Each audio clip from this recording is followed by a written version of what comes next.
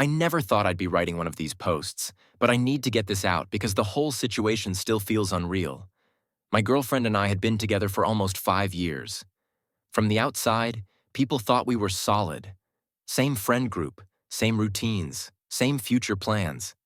But behind closed doors, our relationship had turned into something else entirely. She constantly tested me. At first, it was small things.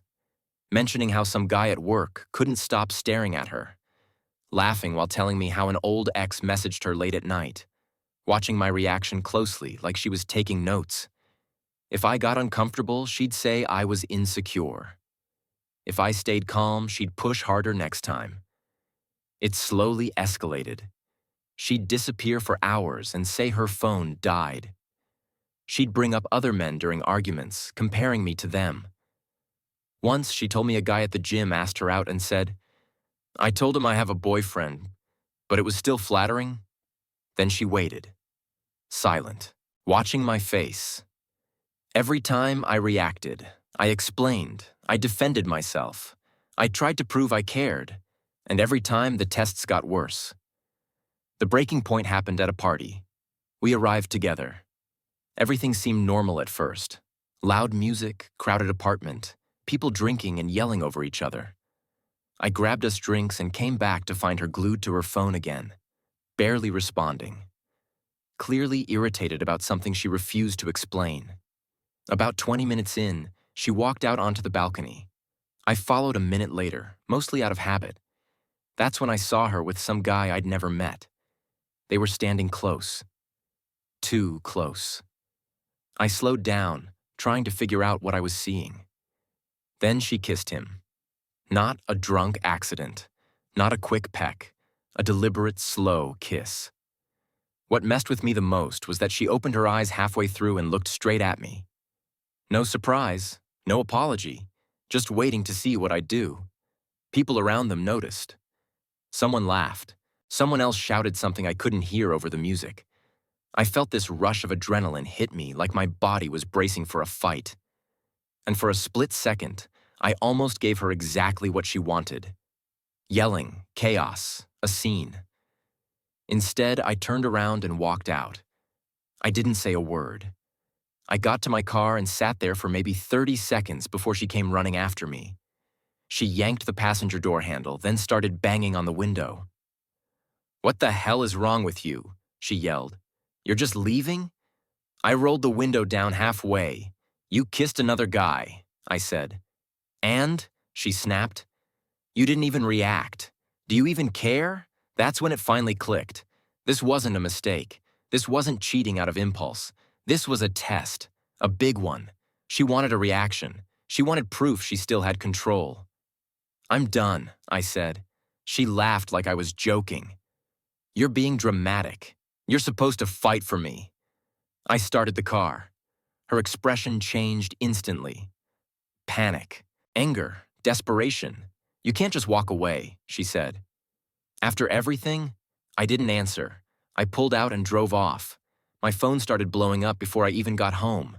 Calls, texts, voice messages. Angry at first, then apologetic, then angry again. I didn't respond to any of it. The next morning, I woke up to over 30 missed calls. A mutual friend texted me. "What happened last night? She's losing it." I didn't reply.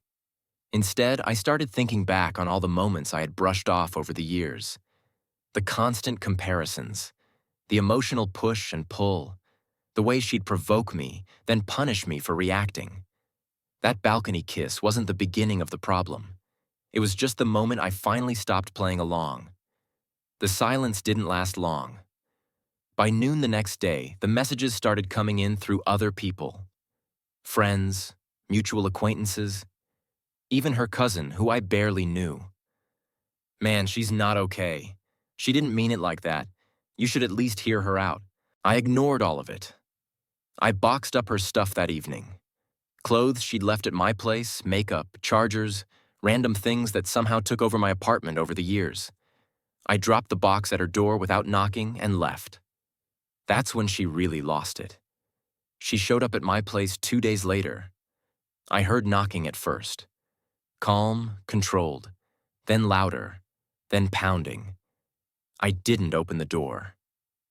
I watched through the peephole as she paced back and forth in the hallway, talking to herself, wiping her face, checking her phone every few seconds.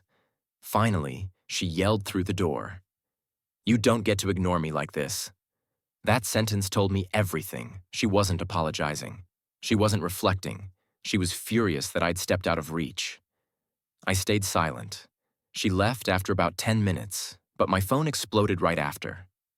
Long messages this time. Paragraphs. She said she felt abandoned. She said I triggered her fear of rejection. She said the kiss was a stupid way to see if I still cared. Not once did she say she was sorry for doing it. A few days later, the tone changed. She sent me a picture of us from years ago, smiling, happy. Another message followed. "Remember this? You weren't like this back then." Then another. "I guess I just don't matter to you anymore." I didn't reply. That's when she escalated again.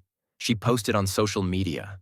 Nothing direct, just vague quotes about betrayal, about men who run when things get hard, about 5 years wasted on someone who couldn't handle real love. People started messaging me. "Is this about you? She's dragging you pretty hard. You okay?" I muted the app. A week after the party, I ran into her by accident. I stopped at a grocery store after work. I was halfway down an aisle when I heard my name. I turned, and there she was. She looked different, tired, like she hadn't slept much. Hair pulled back instead of styled. No makeup except smudged mascara. For a second, I felt bad. Then she spoke. "So, this is how you do it?" she said. "Pretend I don't exist?" I kept my voice neutral. "I'm just trying to move on." She laughed, but it was sharp. "Move on from what? One stupid moment?" I reminded her about the kiss. She rolled her eyes. "You're still stuck on that?" That's when I realized she genuinely didn't understand why I left. To her, the kiss wasn't the issue. My refusal to react was. She stepped closer. "You could have fought for us. Instead, you chose to disappear."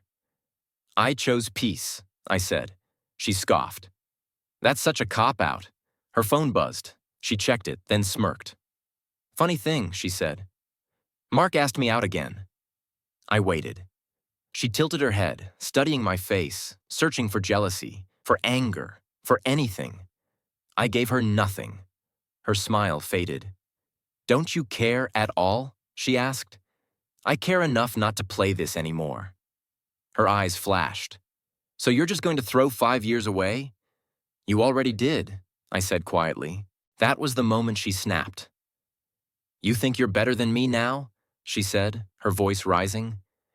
"You think walking away makes you some kind of hero?" People nearby started looking. She didn't care. "You were lucky to have me," she said. "You'll regret this. You'll come crawling back when you realize no one else will put up with you." I grabbed my basket and walked past her. She shouted after me. "This isn't over." She was right. It wasn't. That night, a friend sent me a screenshot. She had posted another story, this time more direct. "Some men only love you when you're convenient. The moment things get intense, they run." The comments were split. Some people defending her, others confused. I didn't comment. 2 days later, I heard from someone else that she was now seeing Mark, posting pictures, smiling, acting unbothered. But behind the scenes, the messages kept coming. From her. From fake numbers. From new accounts. "Just talk to me. I need closure. You owe me an explanation." And I blocked everything. And that's when she did the one thing I didn't expect. She showed up at my gym. I was halfway through my workout when I felt it. That weird sensation when someone is staring at you for too long. I looked up at the mirror near the squat racks and saw her reflection behind me. She was standing by the water fountain, pretending to scroll on her phone, but her eyes were locked on me. Red, tired, unfocused, like she'd been running on pure adrenaline for days. I finished my set and racked the weight. I didn't walk toward her. I didn't leave. I just turned around. She took that as an invitation. "Wow," she said, forcing a laugh as she walked over. "So this is where you've been hiding." I kept my voice calm. "What do you want?" "To talk," she said quickly. "Like adults, since you won't answer your phone." "This isn't the place," I said. She shrugged. "It's the only place I knew you'd be. That already told me this wasn't about closure." She stood too close, close enough that I could smell her perfume. The same one she knew I liked. The same one she wore on purpose. "I heard you've been doing great," she said. "Gym, new routines, new life. I'm just working out." She smiled tightly. "Funny how fast you replaced me." "I didn't replace you," I said. I left. That hit a nerve. Her jaw tightened. "You're really acting like I cheated on you. You kissed another guy in front of me." She rolled her eyes. "Oh my God, you're still saying it like that." "Like what?" I asked. "Like it meant something," she snapped. "It was a reaction test. There it was, no shame, no regret." "A test?" I said. "Yes," she said, frustrated now. "I needed to know you still cared. You were drifting, cold, distracted. I needed to feel chosen." "So you humiliated me?" I said. She threw her hands up. "You're exaggerating." People nearby were starting to listen, pretending not to, but definitely listening. "You know what really hurt?" she continued. "You leaving like I was nothing, like I was." I nodded. "That wasn't my intention." Her eyes lit up, hopeful. "So you admit it was wrong?" "No," I said. "It was necessary." Her face dropped. "You don't just get to walk away," she said, her voice rising. "After 5 years, after everything I put into you." "Everything?" I asked. "Or everything you took?" Her expression flipped. Anger replaced sadness instantly, like a switch had been thrown. "You think you're some victim now?" she said loudly. "You think you're better than me because you couldn't handle a little jealousy?" Heads turned. A few people stopped their workouts completely. "You wanted a reaction," I said evenly. "You got one."